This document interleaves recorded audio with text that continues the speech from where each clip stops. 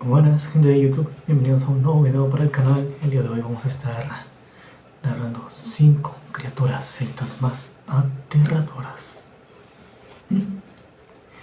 Vamos con la primera. El Nuklave.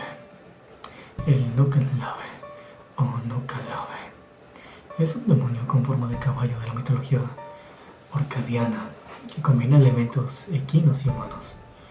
Tiene su origen en la mitología nórdica y es el más horrible de todos los demonios de las islas escocesas.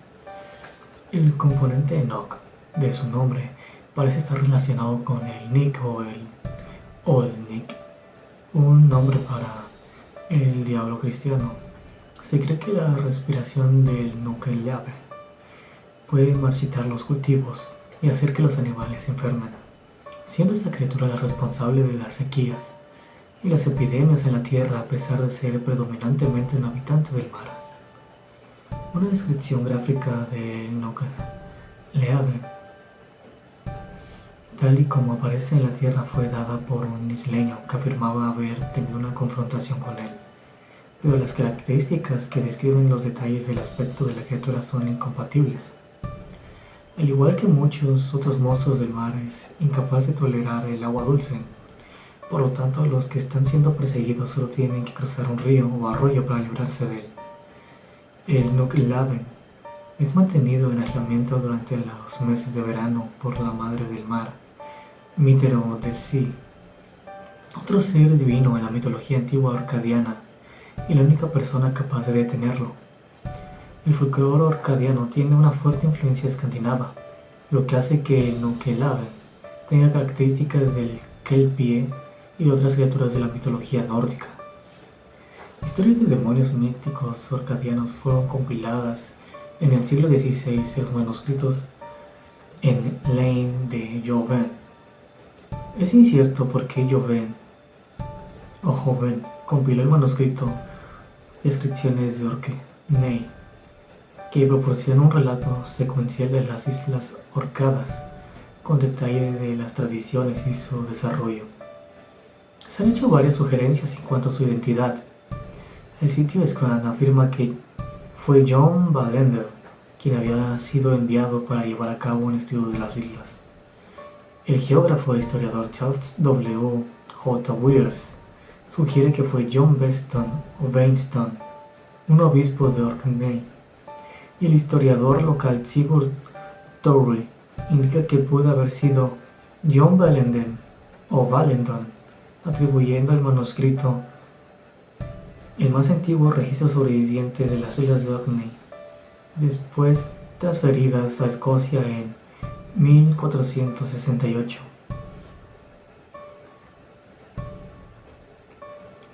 El Nukelave se asemeja a un centauro cuyas piernas forman una aleta, con una enorme boca abierta y un solo ojo gigantesco, que arde con una llama roja.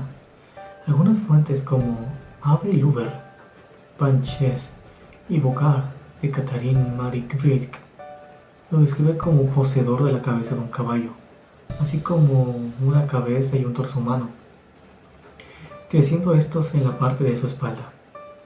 Podría decirse que el detalle más horripilante de la aparición del Nukelave es el hecho de que no tiene piel. A través de sus venas amarillentas corre sangre negra y sus pálidos tendones y poderosos músculos se ven como una masa punzante. El Nukelave tiene aversiones a las corrientes de agua, y los que son perseguidos por él solo tienen que cruzar un arroyo para escapar. Algunos informes afirman que lo que le crece en la espalda es simplemente una cabeza muy grande, con 2 pequeños brazos, observando las otras características mencionadas anteriormente. Otra fobia que el Nukelave sufre es la quema del alga para crear carbonatos de sodio, llamado kelp localmente.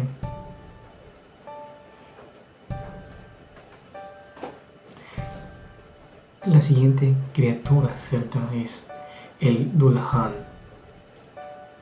Un Dullahan, también conocido como Gansean, que traducido del irlandés significa sin cabeza, es una criatura mítica perteneciente a la mitología irlandesa. El Dullahan es descrito como un jinete sin cabeza que carga su propia cabeza cercenada bajo un brazo. Generalmente un Dullahan suele ser de género masculino, aunque también existen varias versiones femeninas del mismo. Los ojos de su cabeza se mueven hacia todas direcciones y son capaces de ver incluso en las noches más oscuras, mientras que una sonrisa imperecedera jamás abandona su rostro. Se dice que un Dullahan utiliza la espina dorsal de un cadáver humano como el látigo, y su carro está adornado con objetos funerarios. Cuando el Dullahan deja de montar a caballo, significa que en ese sitio una persona debe morir. El Dullahan entonces llama el nombre de la persona, momento en el cual la persona en cuestión perece inmediatamente. No hay manera de impedir la venida de un Dullahan, puesto que todas las cerraduras y puertas se abren cuando éste se aproxima. Tampoco les gusta ser vistos mientras realizan sus encomiendas, arrojando en represalia una vasija de sangre a los que se atreven a hacerlo, o incluso azota los ojos de los observadores con su látigo. Se sabe que le temen al oro, e incluso un solo alfiler de oro puede expulsar a un Dullahan. También se cuenta que el Dullahan no es otra cosa más que la encarnación terrenal del antiguo dios celta Crom-Dubh, cuyo culto exigía de sacrificios humanos, a quien se veneró hasta el siglo VI, cuando el catolicismo comenzó a aparecer en Escocia e Irlanda, y que ha regresado al mundo terrenal por alma de los vivos. Esta historia me recuerda mucho a la película del Sleepy Hollow. Probablemente sea uno, de ahí venga la leyenda del Sleepy Hollow, sea un Dullahan, aunque no tiene carruaje, solo es alguien que monta caballo. La Due es nuestra siguiente historia, la Due. No tengo muy claro cómo se pronuncia, igual que los anteriores. Se trata de una joven irlandesa que se enamora de un hombre local que trabaja en una granja. El padre de la mujer es un malvado y codicioso desgraciado que, ignorando que ella ya estaba enamorada, la casa con un jefe abusivo a cambio de vastas riquezas. Luego la mujer es encontrada muerta. Es a partir de este momento que la historia de Ardure se convierte en una de las más sangrientas de la mitología irlandesa. La leyenda comienza en una época en la que los matrimonios concertados eran comunes en Irlanda. Fue en el rincón de Irlanda que hoy conocemos como Waterford, donde se desarrolló esta trágica historia. Fue en un pueblo de Waterford donde una mujer muy hermosa se enamoró de un campesino local que trabajaba en una granja cercana. Comenzaron a cortejarse y hablaron de matrimonio y de tener hijos. La vida de la pareja parecía ir sobre ruedas hasta que el padre de la mujer se enteró de lo que estaba pasando. Era un hombre malvado y le importaba poco a su hija, su amor y sus deseos. El cruel padre de la mujer había decidido hacía mucho tiempo atrás, que intentaría sacar provecho de la belleza de su hija. Ella era el deseo de muchos hombres, y él sabía que podía usar esto en su beneficio. El malvado padre sabía de un hombre en particular, que apreciaría la belleza de su hija y que estaría dispuesto a pagar generosamente por su mano en matrimonio. El hombre era un cacique local, conocido por su riqueza y la brutalidad de su familia. Una noche, el padre viajó para encontrarse con el cacique, sin que su hija lo supiera, y le propuso matrimonio. El jefe la conocía a la mujer y aceptó de inmediato, prometiendo darle al padre tierras y riquezas a cambio de la mano de su hija. Cuando la mujer descubrió lo que su padre le había prometido, se puso furiosa, pero tenía las manos atadas. Sabía que no podía desafiar a su padre.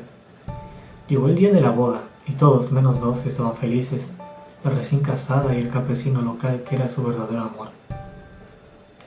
Ese día, él decidió que haría lo que fuera necesario para vengarse. Entonces ocurrió la tragedia. El marido de la mujer resultó ser mucho más violento de lo que su reputación indicaba. Usó a su nueva esposa como trofeo y la encerró durante días y semanas. Pronto su esperanza se desvaneció, dejó de comer y beber, y poco después falleció. A pesar de la gran riqueza de su esposo, su entierro fue modesto. Su marido se casó poco después. Su padre, aún en las nubes por su nueva fortuna, estaba demasiado absorto en su propia avaricia como para preocuparse por la muerte de su hija. La única persona que lloró su muerte fue su primer amor. Su sed de venganza se intensificaba cada vez que visitaba su tumba.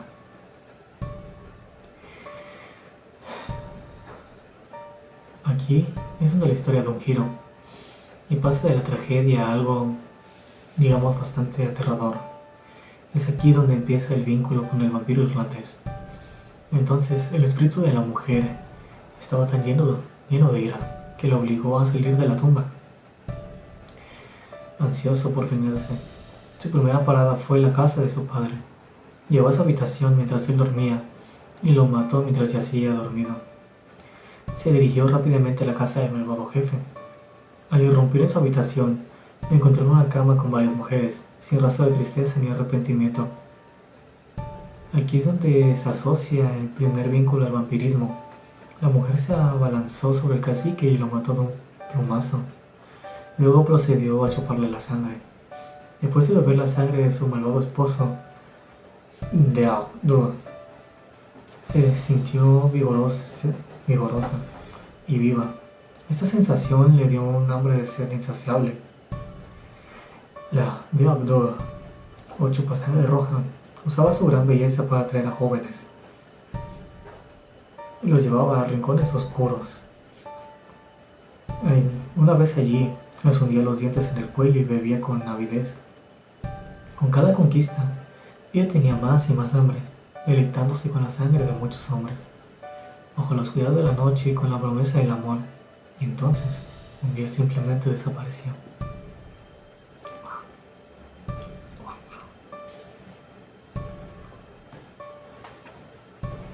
Perturbador. Es una bonita historia, una bonita leyenda. No mucho, aún así. Bueno, la siguiente leyenda es el Kelpie. Kelpie o Kelpie de agua.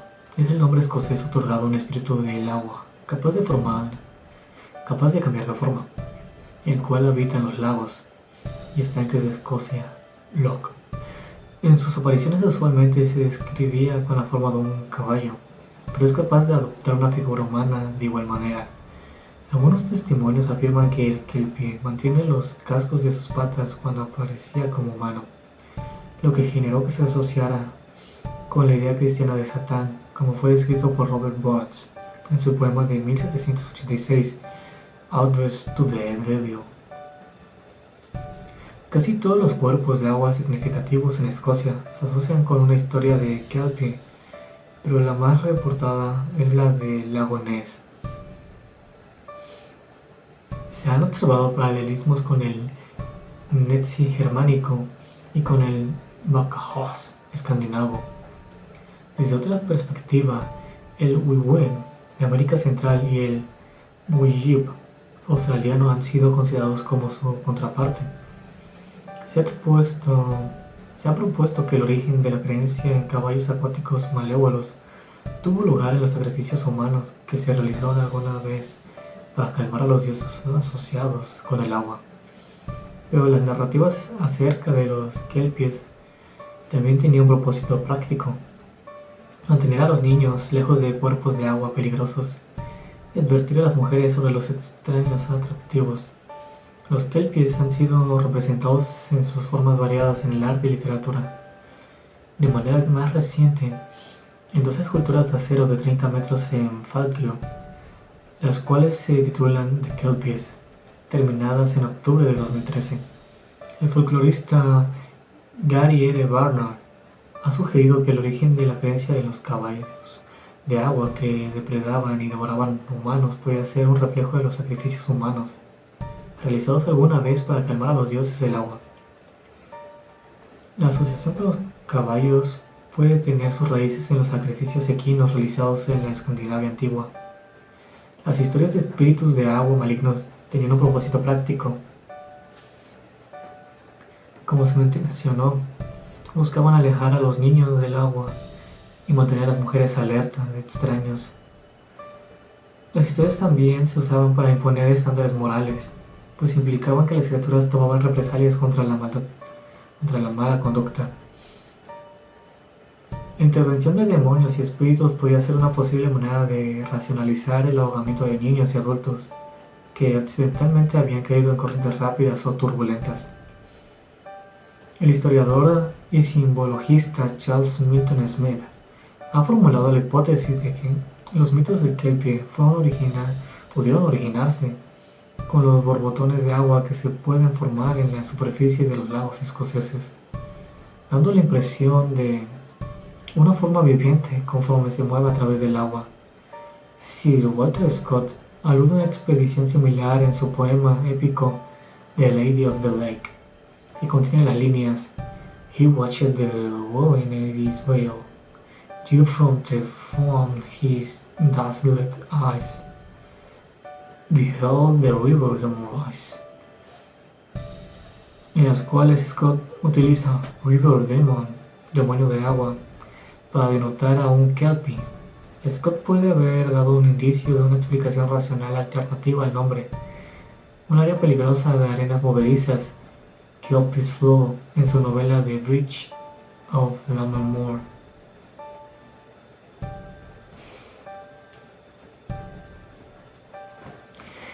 Estos celtas y sus criaturas acuáticas. Muchas criaturas mitológicas de los celtas están relacionadas con el agua, probablemente por influencia de otras culturas. Y que me recordó esto a la leyenda de la Dama del Lago que se menciona antes, en la leyenda del rey Arturo. Le da cuenta es una dama en un lago a la que le da la espada Excalibur, pero hay versiones de la leyenda que nos dicen que de hecho la Dama del Lago era la bruja Morgana o el propio Merlín, aunque hay versiones donde se dice que Merlín en realidad era la bruja Morgana disfrazada de Merlín y se disfrazó al mismo tiempo de la Dama del Lago. Curioso. La siguiente historia, sigo diciendo lo de la historia, la siguiente criatura es el Valar del ojo maligno. Valar, un valor, es el nombre irlandés de un personaje de la mitología celta también llamado Rey de los Demonios. Pertenecía a la raza de dioses llamados Fomore. Poseía un ojo en la frente y otro maligno en la parte posterior del cráneo, que habitualmente mantenía cerrado. Cuando lo abría, su mirada era mortal para aquellos en quien la fijara. Esa mirada era el rayo. Valar fue quien mató al rey de los Tuatha de Danann, Naudha, durante la segunda batalla de Mag Tuired Loch.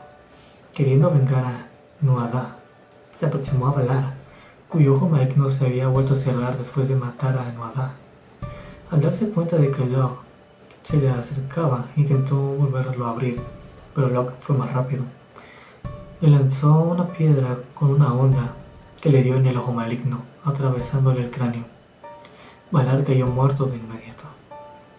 Valar era abuelo materno de Loch, a pesar de lo cual murió a sus manos. Un cuento irlandés cuenta otra versión de su muerte. Un druida predijo a Valar que se había muerto por su nieto. Valar tenía una sola hija, Ecgtheow, también llamada Egne, a la cual encerró en una torre inexpugnable. La torre estaba construida en la cima de una roca inaccesible en la isla de Tori. Le dio por compañeras a 12 mujeres, cuya misión era impedir que Egne supiera que existían hombres en el mundo. Egne creció prisionera, y sus compañeras jamás le hablaron de los hombres. Desde su torre veía pasar navíos y observó que eran conducidos por seres que no tenían el mismo aspecto que las mujeres que la rodeaban. Pidió que le explicaran el misterio, pero sus compañeras se negaban a hacerlo. Frente a la isla, en la costa irlandesa, vivían 3 hermanos, Gavida, Mac Samtain y Cian, llamado Mac Kineel, hijo de Kineel. El primero era herrero, y el tercero tenía una vaca, cuya leche era tan abundante que despertaba la envidia de todos. Valar quiso robarla y se presentó en la forja en el momento en que la vaca era guardada, solo por uno de los 3 hermanos. El hermano guardián cometió la imprudencia de dejar el cabestro en las manos de Valar, y este rápidamente se la llevó a su isla. McKinnell quiso vengarse y, ayudado por una druida y un hada, se presentó en la torre donde estaba Egne, disfrazado de mujer. Pidió asilo en la torre y una vez concedido, el hada durmió a las 12 compañeras de Egne. Cuando se despertaron vieron que la mujer y el hada habían desaparecido. Egne quedó embarazada y de ella nacieron 3 niños. Valar los envolvió en una sábana que sujetó con un alfiler y ordenó que los arrojasen a un abismo marino. Durante el transporte hacia el abismo, el alfiler se desprendió de la sábana y uno de los niños cayó al agua. Allí se encontraba el hada, quien lo recogió. Los otros 2 hermanos murieron, pero el que vivió fue confiado a un herrero para que lo educase. Valar se vengó cortando la cabeza de McKinnell, su hermano, el herrero Gávida, y el niño aprendiz de herrero pasó a trabajar para Valar. Un día Valar fue a la fragua y empezó a jactarse de sus hazañas. El joven herrero tomó una barra que estaba enrojeciéndose en el fuego y golpeando a Valar por detrás la introdujo en el ojo maligno, muriendo al instante. El joven herrero era Alug, hijo de McKinnell. Vaya historia, ¿no? Vaya historia, amigo. Bueno, hasta aquí el video. Si te gustó, dale like, suscríbete, déjame un comentario con recomendaciones para futuros videos y nos vemos hasta la próxima.